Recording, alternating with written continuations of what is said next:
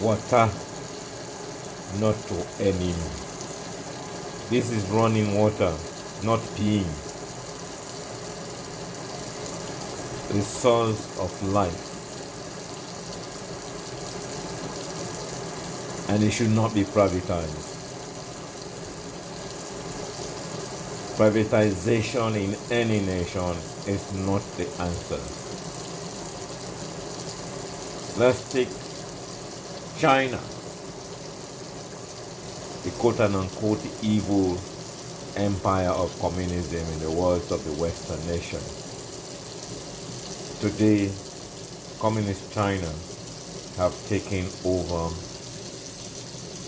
change, and the change must come in the so-called Western white capital color crime nations that are confusing through privatization. Energy, electricity, mining, housing, education, and water. These are protected institutions that should not be privatized. The ghost of the ugly skies of privatization in the Western world lies in the homelessness and housing crisis, food insecurities.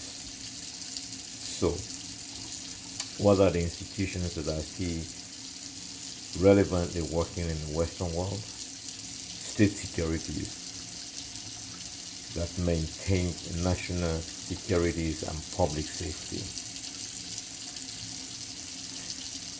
So, for those expatriates, the ambassadors who are disguised agents of evildoers, who goes to discredit elections, support so-called multinational corporations because they are secret shareholders and messing up the peaceful nations of Aaccessible. It is time for Africa to realize that nationalization, meaningful nationalization of public institutions that are run with people who have balls or ballless people and are educated and unpraised worshipping citizens who vote for their vote to be counted. Privatization is never the answer, and will never be the answer, because they are a bunch of corruptors who have state captured the corrupt and are always immune from prosecution. This is water.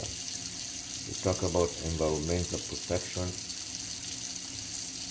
Who waste water more than the Western world? Shit and flush. Shit and flush. Water not to enemy. Energy not to enemy. So privatization is a bullshitter.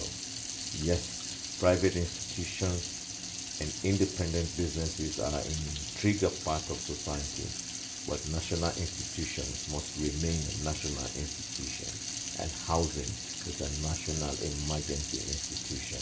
Water is a national emergency institution, and electricity, not darkness. You say so.